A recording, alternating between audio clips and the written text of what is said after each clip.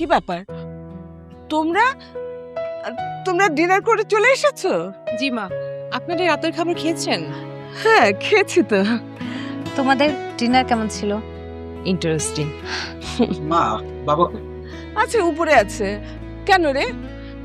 বাবার সাথে একটা কথা ছিল। বাবা কি গো? বাবা ব্যস্ত, বলবো বাবাকে বলেনি। আর কি রে, তোরা ডিনার করতে গেলি? বাবা ডিনার করে বাড়িতে ফিরলাম। তো কিছু হয়েছে না? না বাবা, তো কি হবে, কিছু হয়নি। যা উপরে গিয়ে ফ্রেশ হয়ে দে। বাবা আপনি আসুন তো, এখানে আগে বসুন। শোনো শোনো, আসো, কি ব্যাপার, আগে এখানে বসো। ভাই আসো, এখানে আসো আসো, তাড়াতাড়ি আসো। মা আসেন তো, বসুন। কি ব্যাপার?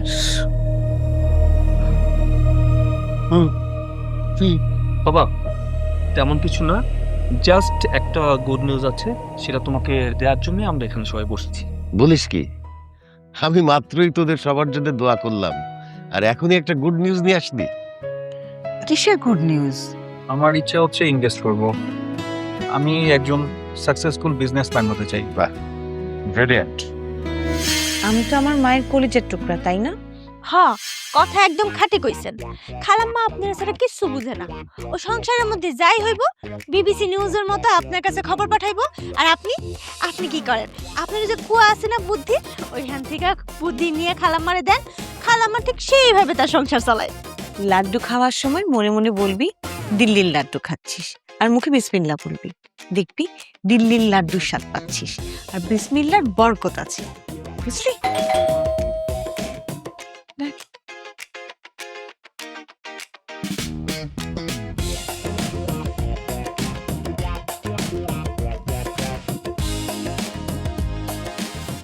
मिस्टर हस्बैंड, तुम इतनी देर से क्यों घर में आया?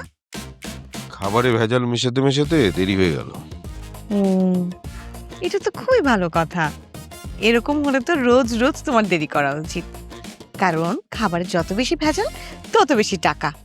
আচ্ছা মিস্টার হাজবেন্ড, বলো তো আমরা কত টাকার মালিক হয়েছি? কোটি কোটি টাকা। কারণ আমার ছোট ভাই রায়হান, ও আজকে 1 কোটি টাকা কামিয়েছে। একদিনে 1 কোটি টাকা? লটারি জিতেছে নাকি? না মিস্টার হাজবেন্ড, তার বস তাকে দিয়েছে। সে চাকরি পেল কবে? আর তার বস তাকে 1 কোটি টাকা কেন দিল? বসের সাথে সে কাশ্মীরি ফালুদা খাচ্ছে, বাকিটা বুঝে নাও। না না, তোমার ভাই এমন কাজ করবে নাকি? তুমি জানো না হাজবেন্ড, রায়হান वो चीज है जो बहुत चालू।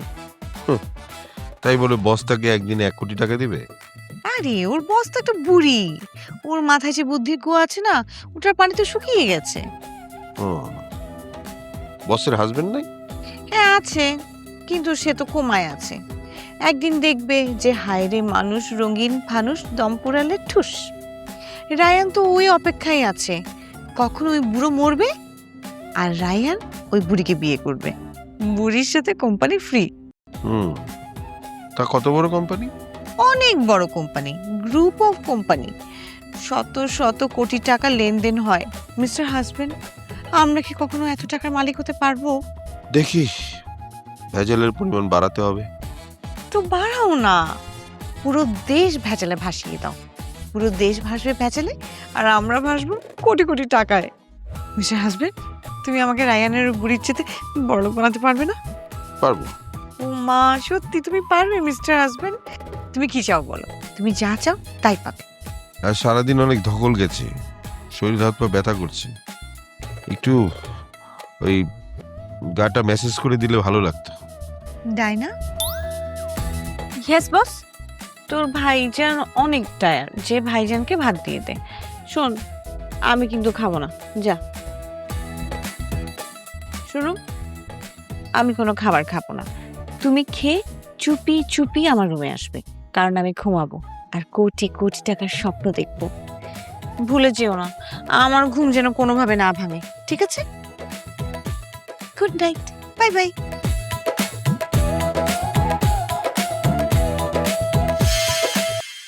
আচ্ছা আরিফ, এই সুগার বেবিটা কি? কি জানি, আমি নিজেও এই শব্দ প্রথম শুনলাম। হবে আধুনিক কিছু একটা। আম, সুগার হচ্ছে চিনি, বেবি হচ্ছে বাচ্চা। হুম। তার মানে দাঁড়াচ্ছে চিনি বাচ্চা। হ্যাঁ, তাই না? তোমার ট্রান্সলেশন ঠিক আছে, কিন্তু মিনিং মনে হয় অন্য কিছু। আচ্ছা, ওই শাসা তো বললো তোমাকে পরে বলবে।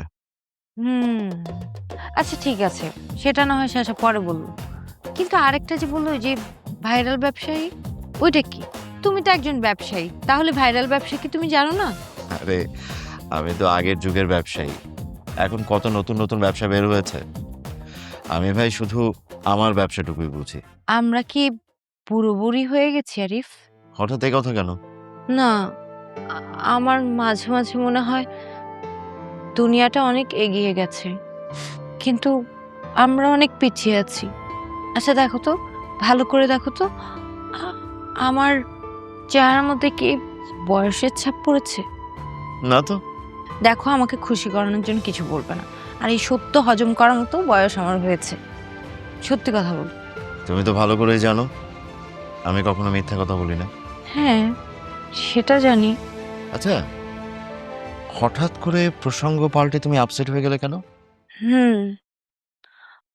ইদানিং না হঠাৎ করে আমি প্রায় আপসেট হয়ে যাই। মার কারণে? না, আমার কারণে। আচ্ছা দেখো, আমাদের বাচ্চা হবে না এই সত্যিটা কিন্তু আমি অনেক আগেই মেনে নিয়েছি। তুমি কেন এখনো মেনে নিতে পারছো না? কারণ আমি একজন মেয়ে। আমার অপূর্ণতার জন্য আমাদের কোনোদিন বাচ্চা হবে না, এটা আমার জন্য মেনে নেওয়াটা খুব কঠিন। আমি কেন, এটা যে কোনো মেয়ের পক্ষে মেনে নেওয়া অনেক কঠিন। সবার সব আশা পূরণ হয় না, অনেক স্বপ্ন অধরাই থেকে যায়। অনেক চেষ্টা বিফল হয়, অনেক পরিকল্পনা ভেস্তে যায়, অনেক শ্বাস দীর্ঘশ্বাসে পরিণত হয়। শরতের মৃদু হাওয়া অনেক সময় ঝড়ে রূপান্তরিত হয়। দিস আরে ডিসমিস কিসের ডিসমিস? ইসমিস ডিসমিস গো গো কখন থেকে আপনি বলতেছেন ইসমিস ডিসমিস কিসের এসব? This gate wait this gate কিসের এসব দিস গেট মিস গেট কিসের এসব? আরে আপনি ইংরেজি বুঝেন না? বাংলায় বলেন। বলছি এই গেট। ইংরেজিতে কথাবার্তা বুঝে না, আসছে আবার রিকশা চালাইতে। হুইজ মানি? হুইজ মানে এটা আবার কি ধরনের ভাষা? আজব তো, আপনাদেরকে নিয়ে না প্রবলেমে আছি আমি অনেক। এদিকে নিয়ে আর পারি না। কয় টাকা ভাড়া হয়েছে? 50 টাকা ভাড়া হয়েছে। আপনি অনেক ঘুরে আইছেন। কি? এখান থেকে 20 টাকা ভাড়া? তুই আপনি অনেক ঘুরে আইছেন না? ভাড়া তো বেশি নিতে হয় না। সকালবেলা যাত্রা একটা নিচ্ছি আল্লাহর রাস্তে। এই যাও যাও টাকাটা তো ফিরা দিছেন। আইসে বড় লোকের জিনিসটা এই অন্য লোক। Disgusting people. Hello open gate open কে আপনি? Open gate. কি কর? গেট খোলেন গেট। ও আচ্ছা।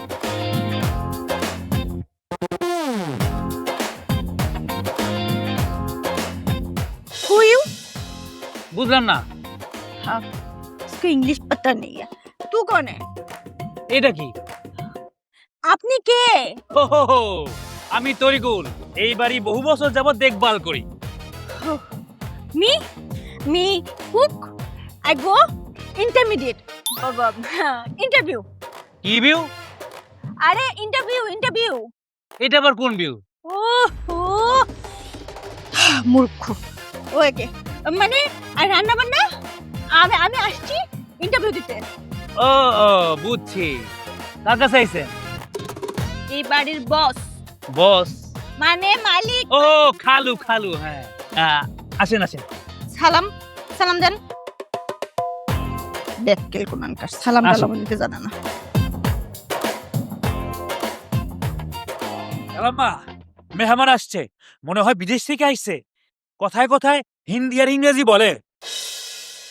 আসসালামু আলাইকুম ম্যাডাম, আমি ডায়না। ওই যে বাবুর্চি ইন্টারভিউ দেওয়ার জন্য আসছি। আপনার শরীরটা কি গুড? এই যা তো তোর খালুকে ডেকে নিয়ে আয়। আচ্ছা ম্যাডাম যদি কিছু মনে না করেন, আমার পারমিশন দিলে আমি বসতে পারি। বসু, তুমি কি সবসময় এই ধরনের ড্রেসই পরো নাকি? তোমাকে দেখে তো বাবুর্চি মনে হচ্ছে না। মাফ করবেন ম্যাডাম, আসলে আমি আগে খানদানি ফ্যামিলিতে কাজ করেছি তো, তারাই আমাকে এই ড্রেস আপ কিনে দিয়েছে। তাই নাকি? কোথা থেকে এসব ড্রেস কিনে দিয়েছে? ওই যে লন্ডন, প্যারিস, আমেরিকা, তারা ওখানে গিয়েছে আর আমার জন্য এইসব ড্রেস আপ নিয়ে আসছে। বলো কি, লন্ডন, প্যারিস এসব জায়গা থেকে তোমার জন্য ড্রেস নিয়ে আসতো? জি ম্যাডাম, তারা ছিলেন বিশিষ্ট পয়সাওয়ালা আর দিলওয়ালা আদমি, আমার না অনেক পছন্দ করতেন। তাহলে চাকরিটা ছাড়লে কেন? তবা তবা তবা ম্যাডাম, কি কথাবার্তা বলতেছেন? আমি চাকরি কেন ছাড়তে যাব? যেখানে আমার এত কদর করতো সেখান থেকে তারা একে একে সবাই বিদেশ চলে গেছে। কি আর বলবো ম্যাডাম, আগে না আমি মার্সিডিসে করে চলাফেরা করতাম, আর এখন ঠেলা গাড়ি, রিক্সা, ওইটাতে করে ঠেলতে ঠেলতে এখান পর্যন্ত আসছি। আসসালামু আলাইকুম স্যার। ওয়ালাইকুম আসসালাম। বসো। স্যার আপনি যদি পারমিশন দেন, আপনার পা ধরে একটু সালাম করি। না না, লাগবে না, বসো। আচ্ছা, আমি যে এতক্ষণ ধরে এখানে বসে আছি, আমার পা ছুঁয়ে তো সালাম করতে চাইলে না? মাফ করবেন ম্যাডাম, স্যারের চেহারার মধ্যে না একটা নুরানি ভাব আছে। স্যারের দেখেই বোঝা যায় আজকে ভোর রাতে উঠে তাহাজ্জুদের নামাজ পড়ছে, তারপরে ফজরের নামাজ পড়ছে, তারপরে পবিত্র কোরআন শরীফ পড়া এখানে আসছে। কি স্যার ঠিক বলেছি না? তুমি যা যা বললে সবই তো সত্যি। তুমি জানলে কি করে?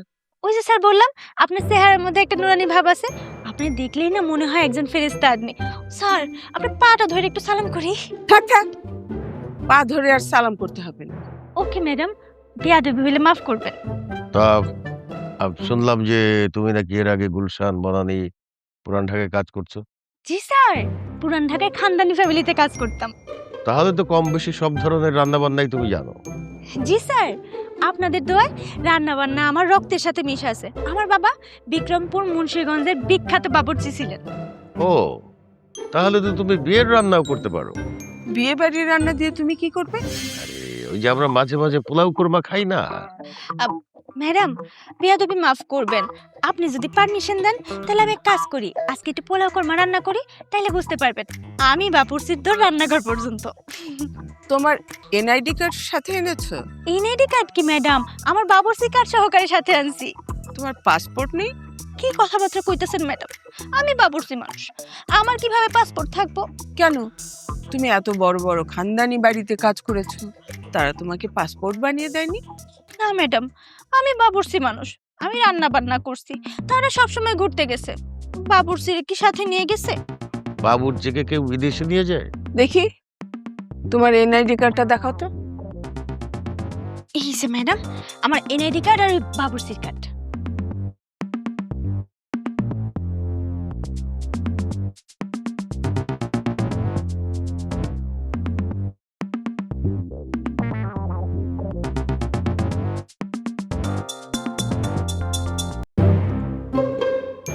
নাও,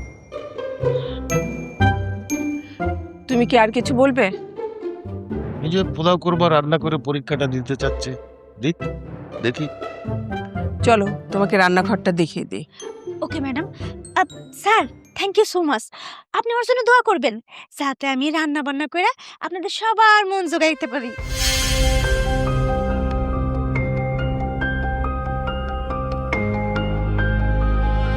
আসসালামু আলাইকুম স্যার।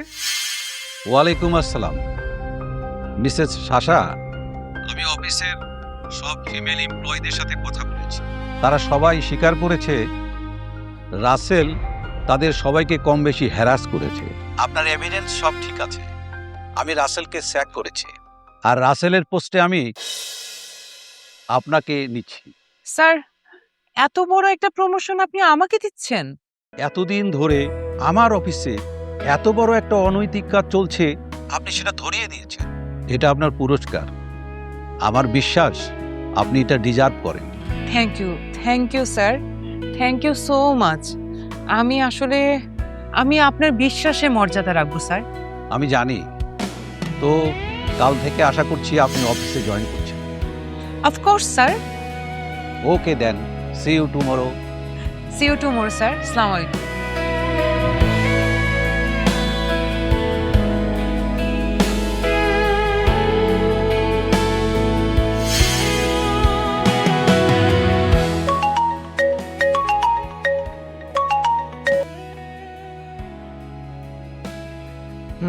বলো, বাবুর্চি এসেছে? আরে রাখো তোমার বাবুর্চি, স্যার আমাকে ফোন দিয়েছিল। কি বললো? Any good news? বিশাল গুড নিউজ। রাসেলকে স্যাক করা হয়েছে আর তার পোস্টে আমাকে প্রমোশন দেওয়া হচ্ছে। গ্রেট, এ তো বিশাল প্রমোশন, কংগ্রাচুলেশনস। Thank you. কাল থেকে আমাকে এখন জয়েন করতে বলা হয়েছে। আমি এখন head of marketing. You deserve it, you are a rebel. আমি তোমার মার্তাঙ্গা ওয়াইফ। তুমি আমারই ওয়াইফ। আমার ভীষণ খুশি লাগছে। কি যে করব বলো তো? চল একটা কাজ করি, আমি আজকে ছুটি নিয়ে বাসায় চলে আসি, তুমি আমি কোথাও বেরিয়ে আসি। না থাক, বাদ দাও, এখন এসব হবে না। তুমি তোমার কাজটা করো। আমি তোমাকে আমার খুশির নিউজটা শেয়ার করার জন্য ফোন করেছিলাম। এই শোনো, এগেইন কংগ্রাচুলেশনস। ওকে, বাই, দেখা হচ্ছে।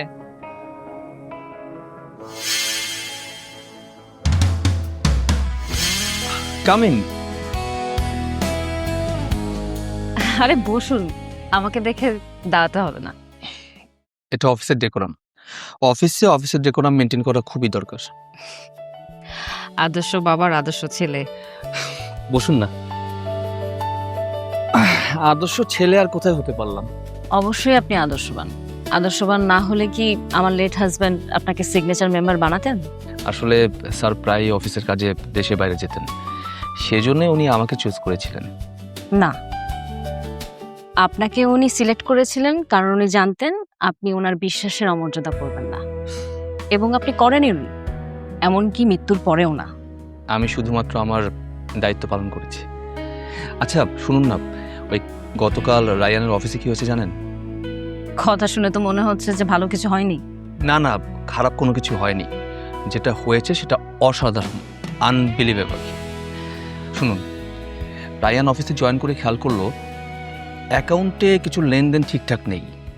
অফিসের কিছু পুরনো এমপ্লয়ি, যারা কিনা হচ্ছে ওই মেহরিনের কলিগ ছিল, তারা বিভিন্ন অ্যাকাউন্টের মাধ্যমে 5 কোটি টাকা সরিয়ে ফেলেছে, এবং তারা প্ল্যান করেছিল তারা এই টাকাগুলো নিয়ে কানাডা পালিয়ে যাবে।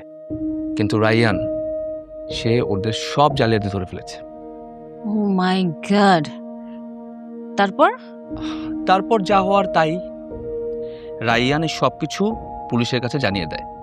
তো পুলিশ যখন জিজ্ঞাসাবাদ করে, ওইসব কলিগরা সব কিছু স্বীকার করে এবং এটাও জানায় যে 5 কোটি টাকা তাদের কাছে আছে এবং তারা মেহরিনকে পুরো টাকাটাই ব্যাক করবে। এখন শুনবেন মেহরিন কি করেছে। শুনি। মেহরিন ওই 5 কোটি টাকা ফেরত পেলে সেখান থেকে অ্যাজ এ গিফট 1 কোটি টাকা রায়ানকে দেবে। পাগল মেয়েটা একটা। না না না, মেহরিন পাগল না। রায়ান তার ডিউটি পালন করেছে, এখন মেহরিন তার ডিউটি পালন করছে। আমি কইছি আমার আগের বসেরা মালদার পার্টি ছিল, রাইতে বেলা দামি গাড়ি নিয়ে বাইর হইতো, খুশি খুশি মাইয়া নিয়ে ঘুরতে যাইতো। আর এই কথা শুই না জ্যোৎস্না ভাবি কলিজার মধ্যে আগুন লেগে গেছে। আমার মনে হয় কি হে ভাইজানরে সন্দেহ করতেছে, ওই তোকে এইসব শিখিয়ে দিয়েছে।